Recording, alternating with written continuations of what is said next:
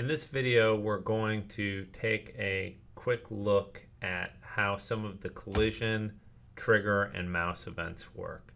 Specifically, we'll start off by looking at OnCollisionEnter and OnTriggerEnter, then we'll move on to looking at dragging around this cube with a mouse. So let's look at this scene here. First of all, we have this yellow ball, this red ball, and this blue platform, and let's ignore the cube for now.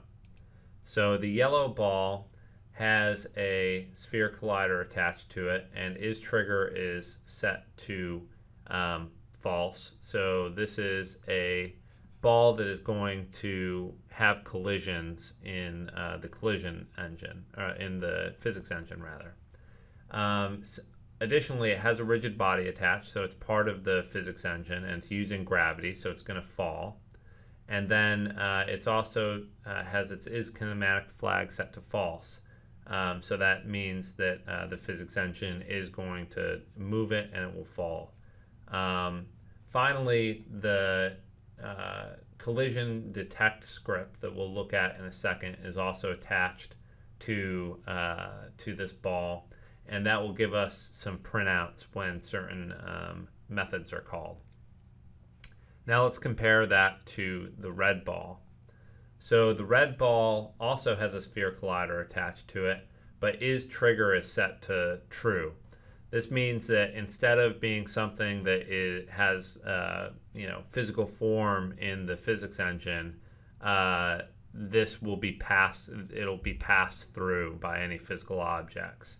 It similarly has the rigid body attached to it, and gravity is set to false, as well as kinematic is set to false. So, so since it doesn't have gravity, it's not going to fall.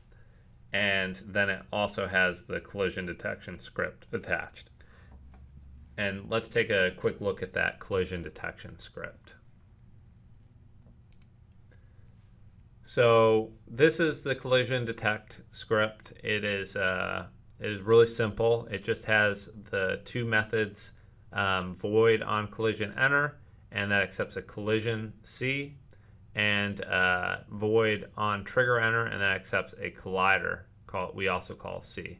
So the difference between a collision and a collider is that a collider is a component that's attached to a game object in the scene. So on OnTriggerEnter, we get a reference pass to whatever collider intersected with this trigger, versus on OnCollisionEnter, we get information. A collision is information about the contact of two physical bodies in the physics engine. So we'll get colliders that are involved, but we'll also get more information.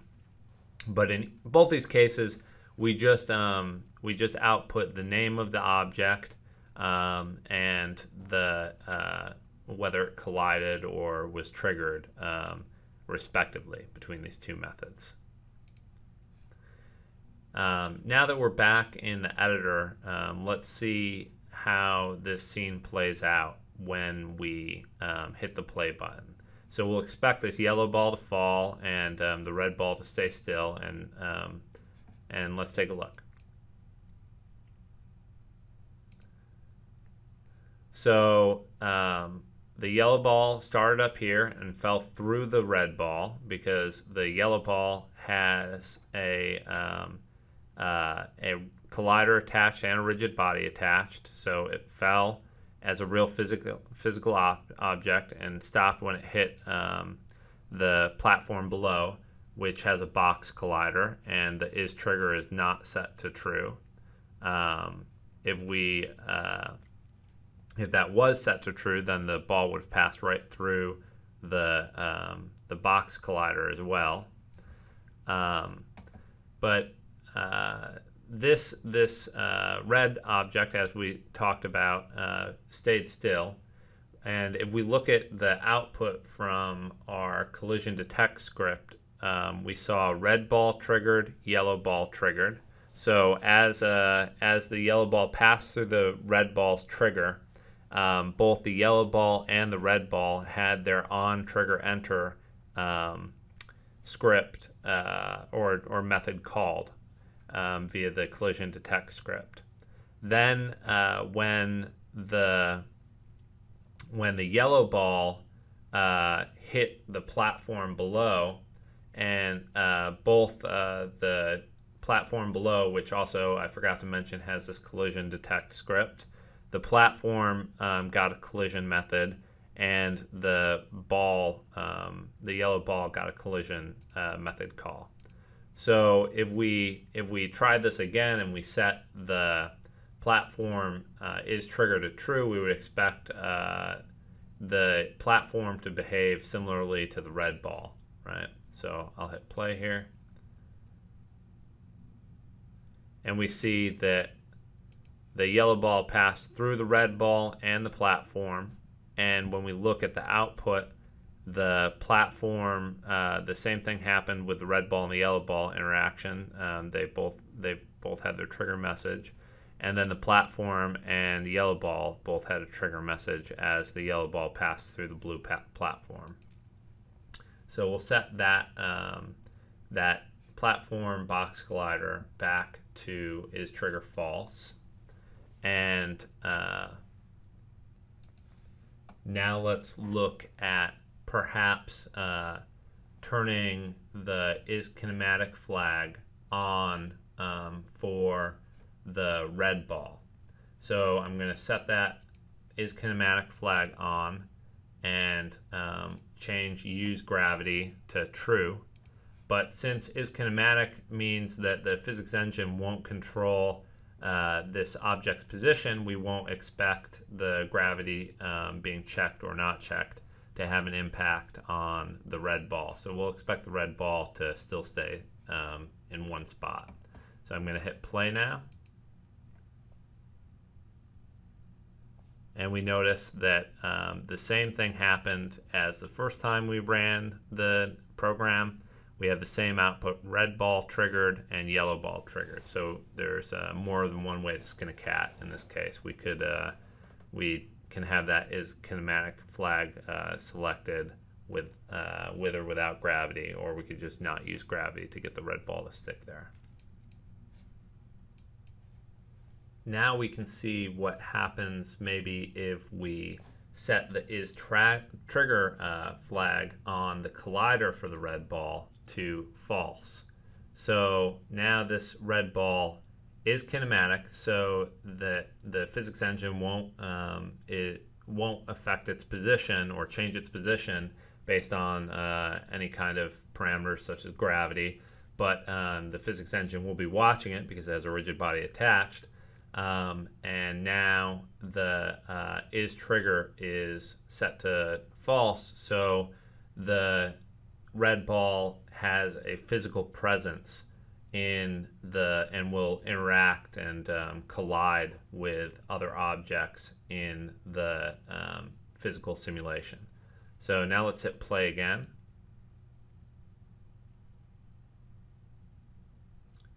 And we see that the yellow ball hit the red ball and interacted with it and rolled off, and then hit the blue platform below. And we see that the log here says yellow ball collided, red ball collided, and then after the yellow ball and red ball were finished colliding, we have platform collided and yellow ball collided.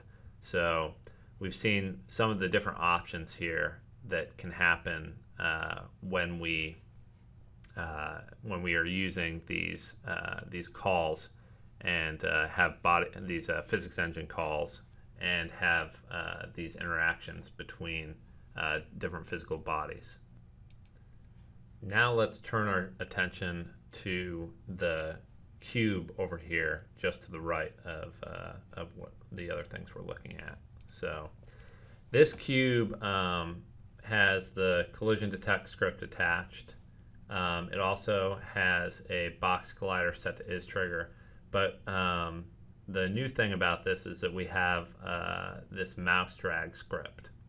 Now this MouseDrag script is meant to allow us to drag this cube all over this this plane. So let's take a look at what this mouse drag script looks like. So here's the mouse drag script. We actually don't need this stuff up here. So here's the mouse drag script, and we have void OnMouseDrag, which is a method that's called automatically by Unity when it detects that the mouse is dragging over a collider. So since we have a collider attached to this cube, this OnMouseDrag method should be called whenever we click down somewhere over this cube and then move the mouse without letting up that button. And now what we want to do is this doesn't give us any information about where the cube's new position should be on OnMouseDrag. It just tells us that the mouse is dragging the cube. So we have to actually figure out the position for the cube, or the new position, ourselves. So how we're going to do that is we're going to perform a raycast, like a screen point to raycast from the mouse into our 3D scene, and we're going to see where that raycast intersects with the platform, okay, that the cube is sitting on top of. Then wherever that intersection occurs, we're going to center the cube on that position. So it's pretty simple code. So we'll just go through it line by line. First, we make a raycast hit information, so called hit info, and then we create a ray that is using the camera.main, so the main camera, and we call the method screen point to ray, and we pass it the current mouse position, and that gives us a ray from the mouse position out of the main camera, I mean to say, and into our 3D scene. And then I just do a debug.drawRay to draw that ray in the editor. Okay, and then I say if, and then we have this statement, and this statement is doing a physics raycast. So physics.raycast, and we pass it our ray, which extends from the mouse position out of the main camera and into our scene. And then we pass it our hit information, and it's an out variable. So that allows the method, the raycast method, to populate our hit information. I say that it should go for a distance of 100, and then I pass a layer mask. And this layer mask is to make sure that our raycast only returns colliders that we're interested in. So if it hits the spheres or the cube itself, then we don't want that raycast to stop there and return that collider. What we want or hit information about hitting that collider. What we want is for it to only selectively care about the platform itself. So what we've done, if we go back to Unity, is put the platform on this ground layer, right? We've created this layer called ground and put the platform on that layer. And then what we do is we create a layer mask